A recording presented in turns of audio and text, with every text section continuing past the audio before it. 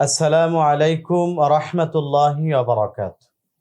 সম্মানিত দর্শক শ্রোতা, প্রতিদিনের ধারাবাহিকতায় আমরা আজকেও কিছু বিষয় নিয়ে কথা বলবো ইনশাআল্লাহ। মুসলমান হিসাবে আমাদের জন্য সবচেয়ে গুরুত্বপূর্ণ বিষয় হচ্ছে আল্লাহ তাআলার ইবাদত বন্দেগী করা, এবং সেই ইবাদতের জন্য পূর্ব শর্ত হচ্ছে তাহারাত, অর্থাৎ পবিত্রতা অর্জন করা। পবিত্রতা খুবই গুরুত্বপূর্ণ একটি বিষয়।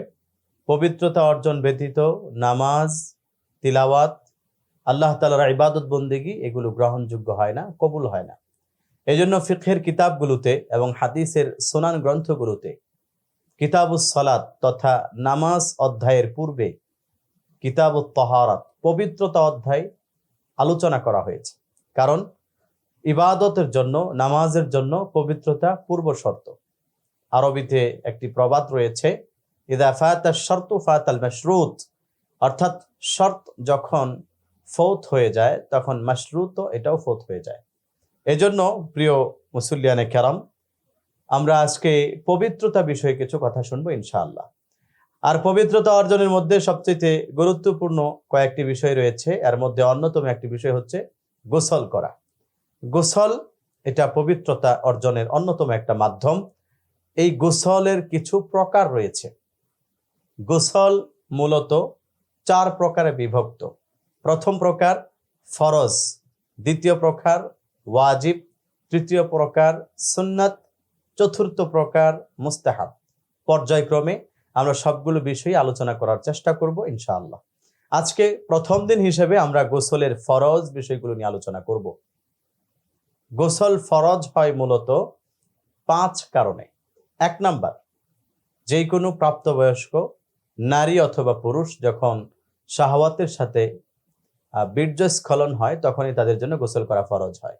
দ্বিতীয়, প্রাপ্তবয়স্ক কোনো নারী তার প্রাকৃতিকভাবে প্রতি মাসেই যে অসুস্থতা আসে এটা যখন শেষ হয় তখন তার জন্য গোসল করা ফরজ হয়। তৃতীয়, যখন একজন নারী সন্তান প্রসব করে পরবর্তী সময় তার যেই রক্ত প্রবাহিত হয় যেটাকে নেফাস বলা হয়, ওই নেফাস শেষ হওয়ার পরে তার জন্য গোসল করা ফরজ। চতুর্থ, পঞ্চম বিষয় হচ্ছে গোসল ফরজ হয় যখন কোনো অমুসলিম ইসলাম গ্রহণ করে তখন তার জন্য গোসল করা ফরজ। এই 5 কারণে গোসল ফরজ হয়। ফরজ গোসল আদায়ের কিছু পদ্ধতি রয়েছে। সঠিক উপায়ে যদি ফরজ গোসল না করা হয় তাহলে তার গোসল হবে না, এবং এই গোসলের পরে যত ইবাদত করবে কোনো ইবাদতও আল্লাহর কাছে কবুল হবে না। এজন্য খুবই গুরুত্বপূর্ণ এই বিষয়গুলো লক্ষ্য করা। গোসল ফরজ, এবং সেই ফরজ গোসলের 3টি ফরজ রয়েছে। ফিকহের কিতাবে ফকিহগণ লিখেছেন 3টি ফরজ অবশ্যই আদায় করতে হবে। 1 নাম্বার, কুলি করা, অর্থাৎ কুলি করার সময় গড়গড়াইয়া কুলি করা, মুখের ভিতরে কোনো অংশ যেন ফাঁকা না থাকে এদিকে খেয়াল রাখা। দ্বিতীয়, নাকের নরম অংশ, গোশতের নরম অংশ পর্যন্ত পানি পৌঁছে দেওয়া, কোনো অবস্থাতেই যেন ফাঁকা না থাকে, শুকনা না থাকে এদিকে খেয়াল করা। তৃতীয় যে বিষয়টা লক্ষণীয় সেটা হচ্ছে সমস্ত শরীর ধৌত করা। সমস্ত শরীর ধৌত করা এটার ব্যাখ্যা হচ্ছে মাথার একেবারেই তালু থেকে শুরু করে পায়ের তলা পর্যন্ত এই অংশের মধ্যে কোথাও যদি 1 চুল পরিমাণ ফাঁকা থাকে তাহলে তার গোসল হবে না। সঙ্গত কারণে যদি কারো হাতে পায়ের নখ লম্বা থাকে, যেমন অনেক সময় কাউকে দেখা যায় শখের বশবর্তী হয়ে লম্বা নখ রাখেন, তাহলে এই নখের ভিতরে অনেক সময় ময়লা জমে থাকে, যার কারণে ভিতরে যদি পানি না পৌঁছে আপনার ফরজ গোসল আদায় হবে না। বিশেষ করে মা বোনেরা যারা আছেন হাতের মধ্যে নেল পালিশ যারা ব্যবহার করেন, যেটার মধ্যে প্রলেপ থাকে, যেই প্রলেপ ভেদ করে ভিতরে পানি পৌঁছানো সম্ভব নয়, এরকম যদি কারো ক্ষেত্রে হয়ে থাকে তাহলে তার গোসল হবে না। এই জন্য তাদেরও তো এই এই প্রয়োজনগুলো দেখা দেয়, এজন্য খেয়াল রাখতে হবে।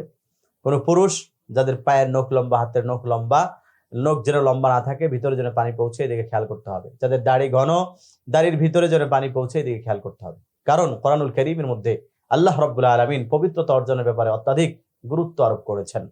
এরশাদ হয়েছে, আল্লাহ তাআলা বলেন, ওয়া ইন কুনতুম জুনুবান ফাত্তাহহারু, যদি তোমরা জুনুবি থাকো, নাপাক অবস্থায় থাকো, তখন তোমরা ভালোভাবে পবিত্রতা অর্জন করো।